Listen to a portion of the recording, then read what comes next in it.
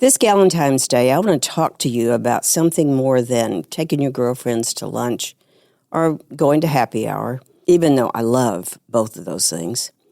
But I want to talk about friendship, the kind of friendship that shows up with casseroles at 10 p.m., holds your hands through chemo, and turns fear into hope. Years ago, my friend Ronnie Haggerty taught me what that kind of friendship really looks like. When her best friend faced breast cancer, she didn't just send a card. She rallied an army of women. And they cooked for her friend. They drove U-Haul trucks to move her, not once but twice. In other words, they showed up. Ronnie says that's exactly what we do here at The Rose. Every day, we show up for women, especially those who feel alone, uninsured, and overwhelmed. So for this Valentine's Day celebration, I want you to check out our special for February. For only $100, a person can have a screening mammogram. Your best friend could have a screening mammogram. It's a great gift to give to someone you care about. And while you're out there doing happy hour or lunch, don't be afraid to ask your friends if they've had their annual mammogram. When you subscribe to our show, you help us grow. Someone you know may need to hear this story, so please share with your family and friends. And consider supporting our mission. Your donation can help save the life of an uninsured woman. Let's talk about your breast. A different kind of podcast presented to you by The Rose, a breast center of excellence and a Texas treasure. You're going to hear frank discussions about tough topics. And you're going to learn why knowing about your breast could save your life. Ronnie, I'm so glad that you're here with us today. And for our listeners, Ronnie has been on our board for quite a while. And you are also, in our world, known as the guru of nonprofits. Everybody says if you want to know anything about nonprofits, you need to go to Ronnie. So Ronnie Haggerty, thank you so much for joining us today. And tell me just a little something about how you got into nonprofits. Well, it's a very odd story. So my early career was in advertising and marketing. Lived in New York, actually worked right on Fifth Avenue, which was very exciting for a young person. And then my husband was transferred to Houston. And when I first got here, I did a little bit of work with a couple of PR firms. And then I decided that I wanted to go into something pure and wholesome where there was no politics, that everyone loved each other and were good and kind and well-wishing. So I decided to make the switch to nonprofits. And I started at MD Anderson Cancer Center, which is quite a remarkable institution. Mm-hmm. And while I was there, I was a member of the Junior League, and I was invited to be an outside board representative to United Way, and learned that they had a program that served nonprofit organizations. Well, I didn't really know anything about nonprofit organizations, but I thought, well, that sounds interesting. And so I did a couple of marketing workshops for them and learned that there was a position open that was overseeing what is essentially a consulting practice that serves nonprofits. And I thought, well, I think I'll throw my hat into that ring. Long story short, here I am, lo those many years later. And if you ask me how many years it's been, I probably wouldn't tell you. I just say a long time. A long time. Yeah, a long time. And if you do anything long enough, I think you get pretty good at it. Oh, yes. But you are exceptional at it. Come on now. You run board retreats. You advise new executives how to maneuver through the nonprofit world. And I think some of the best things about the United Way that I've experienced has been the Leaders Circle. Right. I do have the great good fortune of working with the amazing people like you who lead nonprofit organizations. And once upon a time, I thought I would like to be a nonprofit executive. And having spent a fair amount of time really understanding the business a little bit better and understanding the role that people like you play, I thought there's no way I'd rather sell shoes at Macy's. That the work that you do is quite remarkable. And you have to have so many different skills. You're a diplomat, a therapist, a leader, a counselor, a manager. That the nonprofit CEO really is alone It is a very lonely job. And so one of the things that we started at United Way was what we call our leader circles. And those are monthly facilitated meetings of nonprofit CEOs. And some of the groups, yours included, have been meeting for decades, perhaps? Decades, A yes. long time. Yes. But they've turned out to be extremely important resources for the members of those groups. Most of my work nowadays is really with nonprofit boards. And as some wise person once said, when you've seen one board, you've seen one board. They're all different. They change. New people come on, seasoned veterans roll off, and the dynamic changes. And so I've had such an amazing experience really meeting all kinds of different people and understanding the work that nonprofits do in this community. I've often thought if nonprofits decided to take a day off, Houston would come to a screeching halt. Well, now, talk a little bit more about that, because so few, I think people have this idea that a nonprofit is there to do good, or, oh my gosh, you must love the work you're doing, and I hear that often. And I don't think they realize what part of the society's structure that we really fill. It's a gap there. How would you explain it? Well, that's true. I will start with one of my favorite soapbox statements, and that is nonprofits are businesses. So it is incumbent on nonprofit organizations to operate using best business practices that the for-profit world uses. Now, obviously, we're different. Our mission is quite different from that of a corporation. But the reality is we have to manage our money effectively. Whoever gave us the name nonprofits did us no favors, because that implies to the general public, oh, you don't need money. And yet we need chairs and tables and staff and computers. And we spend far too much of our time raising money and less time than we'd like providing the services that our mission recommend that we provide. So we are, I think in terms of industry, we are number 3 after manufacturing and retail. We are 5 or 6% of the GDP.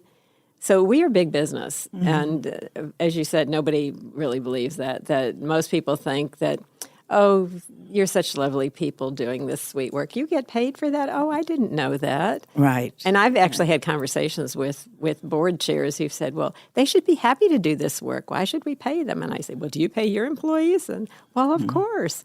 It's a very interesting dynamic. Oh, it is. And it really is. The public perception of nonprofits is rather peculiar. They really just don't understand what we do. And we have all these arbitrary regulations or expectations that the public has, like how much did you pay, Yes. How much are you paying the fundraisers? How much are you paying, your administrative staff?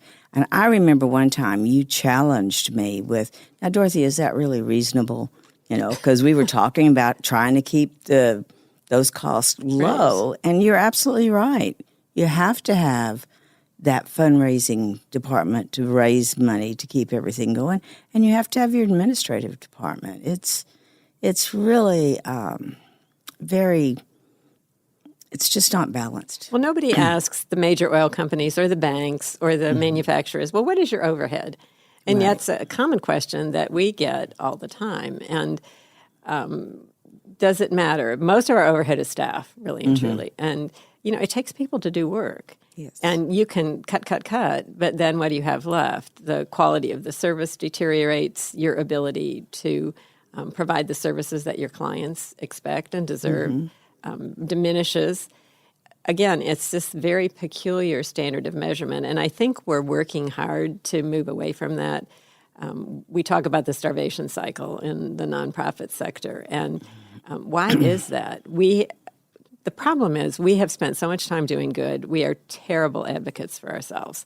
So rather than being in Austin or Washington saying, wait a minute, folks, let's get a grip here and let's see what we really are contributing to the economy, to the society, to your voters, frankly, that when you have those kind of conversations, they're usually shocked. Oh, yes. And some issues do have lobbyists. And by the way, we are perfectly free to have lobbyists. It is quite legal. Domestic violence, for an example, is one area where there are lobbyists trying to communicate the impact of domestic violence on families, on society. But most issue areas don't have the resources, and we have to learn to do a better job of it. That is excellent. Excellent advice. But you have another that I've heard you say many times when people say, "Oh, I want to start a nonprofit." Oh yes, that is my yes. So that is my number one soapbox. That when I first started to do this, and people would call and say, "I want to start a nonprofit," I think, "Oh, isn't that lovely? How can I help you?" And I would spend 30, 45 minutes on the phone talking with them. If someone calls me now and has that same inquiry, my immediate answer is don't. There are, in the Houston metro area, approximately 32,000 501c something or others. About a third of those are 501c3s, the charitable or educational organizations like the Rose. But do the math on that. You can't tell me there are no redundancies. There's not duplication. And again, if someone will listen to me for 30 or 45 minutes, I will try to talk them out of it. Every couple of times during the year, I'll do a workshop entitled How to Start a Nonprofit. And people will come and I will say, I'm going to give you an honest preparation for this session. My goal here is to talk you out of this. And at the end of the session, I will always say, well, was I successful? Did I talk anybody out of it? One or two people might raise their hands, but most of them, they're gung-ho. They're going to go forward and do their thing. And I'm thinking, here we go again. Here we go again. It's just, and I don't want to discourage innovation and entrepreneurship because that's part of our Texas culture.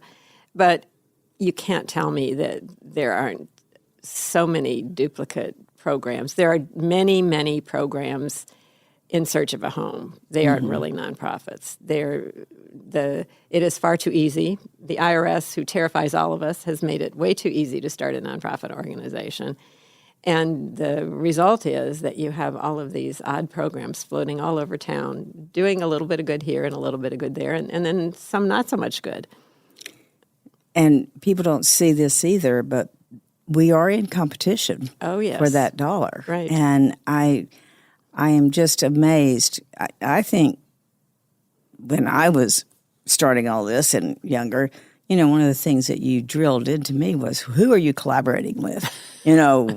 How can you don't need to be in that part of it. I mean, really. And I used to say it was because we were so small that we collaborated with everyone, but really that's the only way to get a bigger job done, if we can just come together. It's hard, though, and nobody trusts each other. No, and where there's money involved. Where there's money involved, yes, and then it always comes down to, well, how is it being distributed? It's interesting, and yet I wouldn't be in any other position. I mean, it's... That's evident. Yeah, it's just what you've done different. is quite remarkable. I mean, you are an inspiration day in and day out, year in and year out. And, when we hear the stories of women who've come through the Rose and how different their lives would have been had they not discovered you, come across you, encountered the Rose, it's pretty powerful stuff. Oh, well, we have been supported by this community, had lots and lots of help. Honestly, I can't imagine trying to start a Rose now. Well, it would be a totally different world, I imagine. Totally different time. And people are always saying to me, why don't you go to XYZ and set up one? And I go, it's just not the same. We're at a different world now. But I am so glad the Rose was there when it was, for as long as it's been.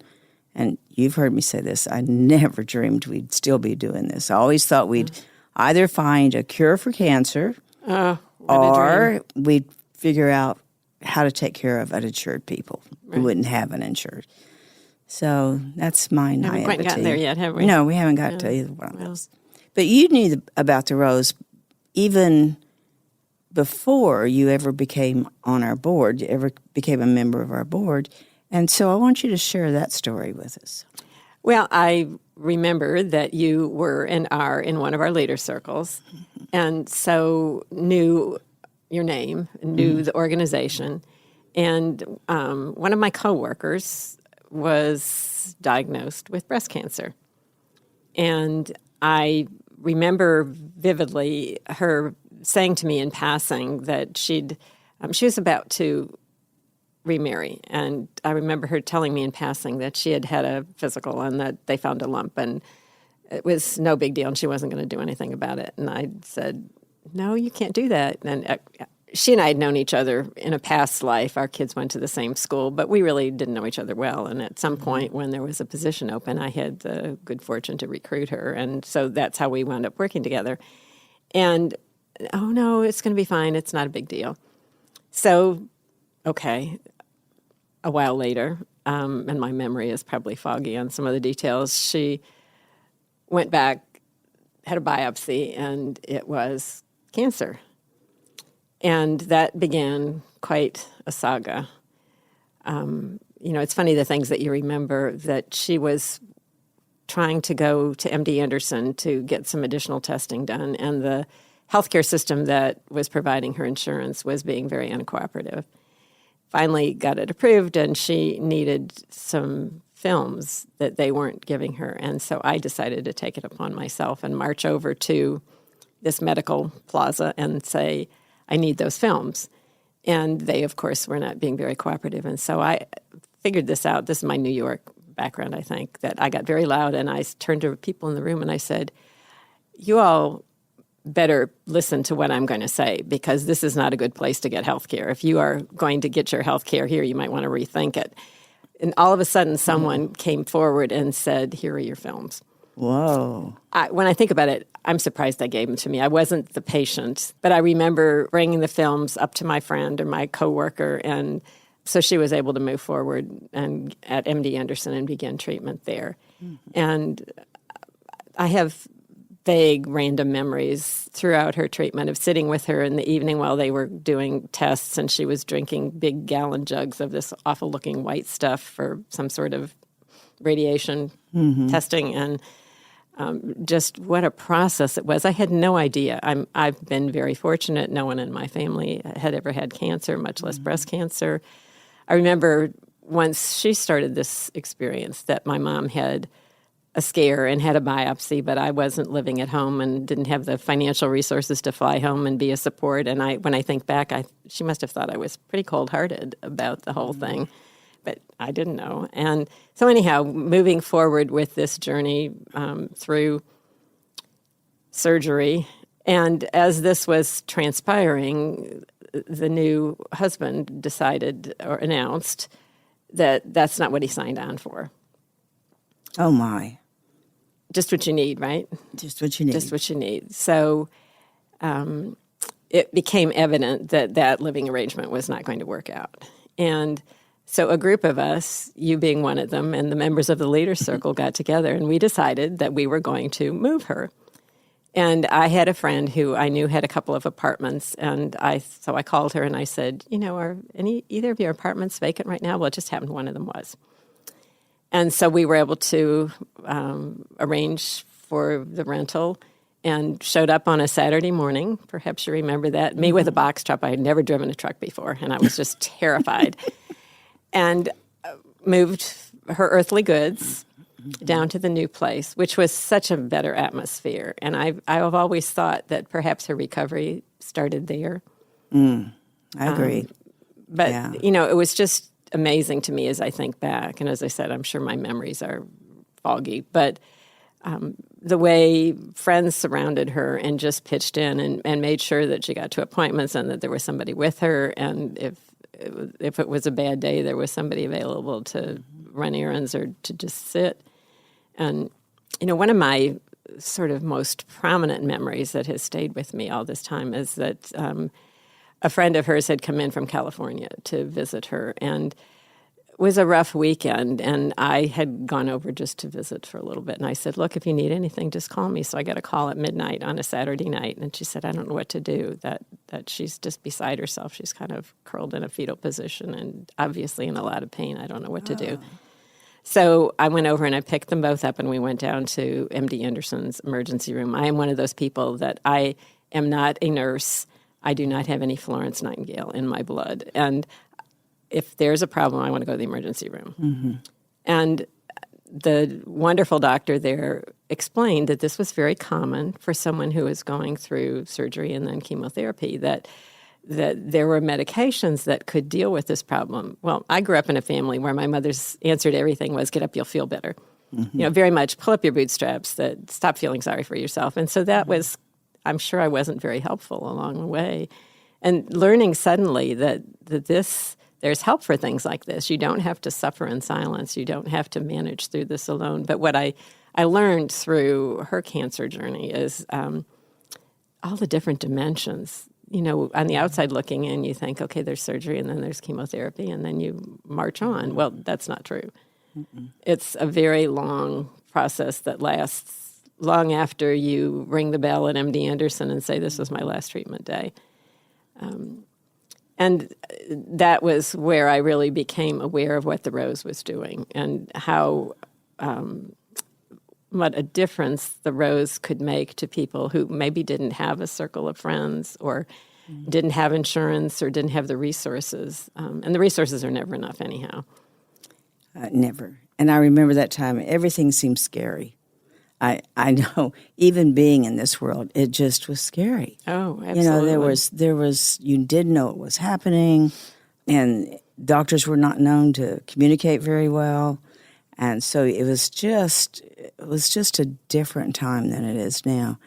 But I also remember that during that time, there just wasn't a lot of information, period. Right. So you didn't know, is this a bad cancer? Is this a cancer I'm going to beat? Is it this? Is it, it was a time of no answers. And when I think back, I'm still astounded at how women got through it.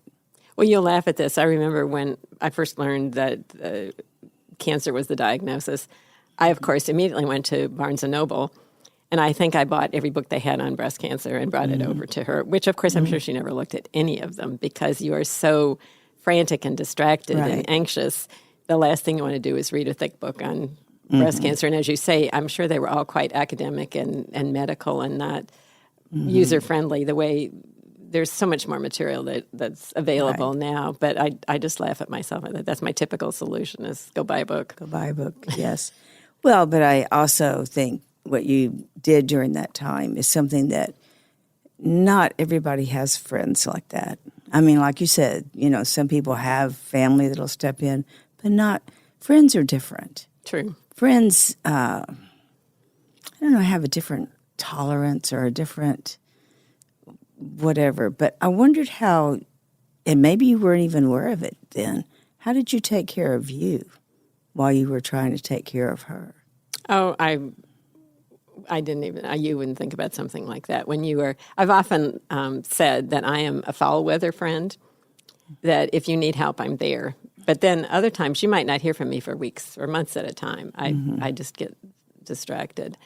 I was really fixated on what can I do. I wanted to fix it. And really, there were the options were so limited in terms of things that you can do. And I remember she was so good about researching what was available that when she had surgery, she found a woman who was a healer who came and prayed with her and over her the day of surgery.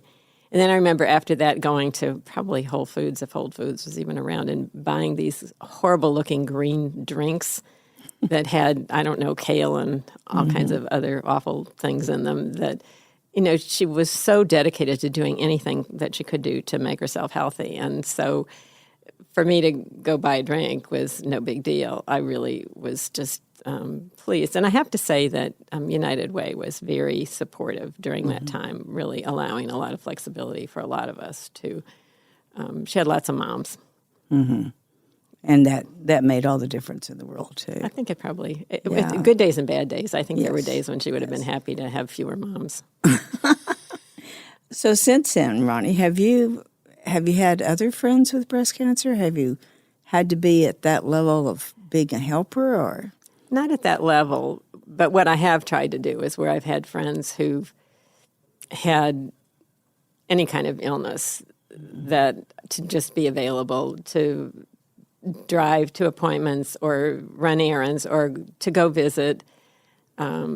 I don't know whether you call it I guess a grandniece, my nephew's wife died of cervical cancer. And during that time, what can you do with a 30-year-old woman and 2 young children? I mean, there wasn't much I could do. I tried to take food and go visit when I could. I mean, she had family, and that was important. And then, I have a young friend right now who I swear I don't know how many surgeries she's had. She's just had endometriosis and all kinds of horrible things as a result of that. And she's very young, and what a hard life she's had so far. So just to be available, to check in with her and pick her up and take her and drop her off and pick up her mom at the airport and those kind of things, which is really not much. But I've just tried to be aware.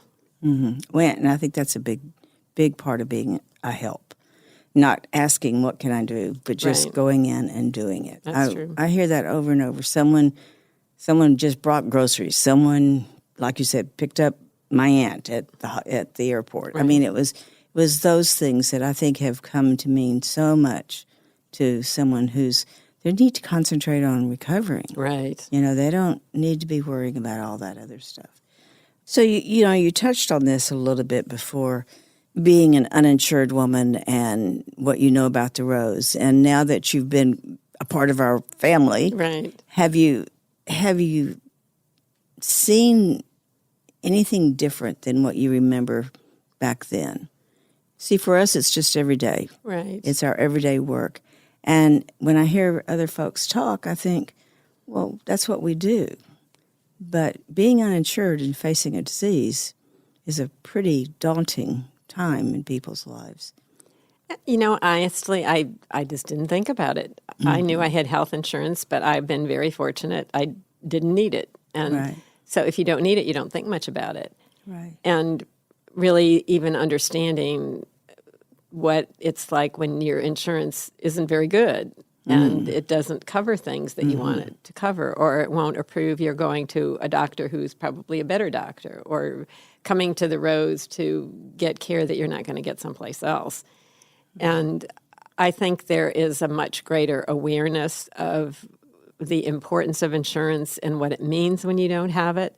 Mm-hmm. And maybe I was just particularly ignorant. I don't know. No. I just don't recall that it was much of a conversation. Of course, as you get older, you think more about things like that. But as a young person, I remember that I'm sure we had, in the old days, you really didn't have health insurance. You had what they called catastrophic insurance. Mm-hmm. It was, you paid to go to the doctor, and if you got in a car accident, then your insurance paid for your hospitalization. Mm-hmm. And over time, of course, that's changed dramatically. And the affordable health care doesn't seem to have gotten us where we want to go. No, it's created more problems in some ways than perhaps we had hoped. But at least it's made it a topic of conversation. I think that it has created much greater awareness among people, perhaps like me, who really never thought about it before. And all of a sudden I thought, well, I shouldn't just take for granted the fact that I have some health insurance. There are a lot of people out there who don't. And that's why I'm so passionate about the Rose, because there are so many women who try so hard to be strong and make it on their own. And you just hear these stories all the time about a woman who doesn't go for treatment because she knows they can't afford it. Mm-hmm. She has to pay for groceries or make sure that her children have what they need, their school supplies. And I think the more we can bring awareness of those realities to a broader public, the closer we'll get to a world in which you know that you can take care of yourself, that you can get the treatment that you need, and you don't have to make choices. You don't have to compromise. And, as a woman, that's what I want for all women. I want all of us to take good care of ourselves so we can take care of others. It's, it's that whole thing about who cares for the caregiver. Mm-hmm. Mm-hmm. And that is so true. So I share that wish with you. Yes. I would love to be in that world. And because of people like you, Ronnie, honestly, helping us nonprofits figure out the way to do it, that has been really so important. Well, I think it's important work, and I'm grateful that I've had the opportunity to do it. And as I look at my fellow board members, I mean, we've got a pretty impressive group of people who are Yes, all we committed do. to the same, all focused on the same goal. Yes, they are, and we are so grateful for them. It's exciting to be part of it. Thank you for being with us today. Oh, my Thank you pleasure. for sharing this story, and we look forward to talking with you again soon. Well, I've enjoyed it. Thanks, Dorothy. Thank you for joining us today on Let's Talk About Your Breasts. This podcast is produced by Speak Podcasting and brought to you by The Rose. Visit therose.org to learn more about our organization. Subscribe to our podcast, share episodes with friends, and join the conversation on social media using hashtag Let's Talk About Your Breasts. We welcome your feedback and suggestions. Consider supporting The Rose. Your gift can make the difference to a person in need. And remember, self-care is not selfish. It's essential.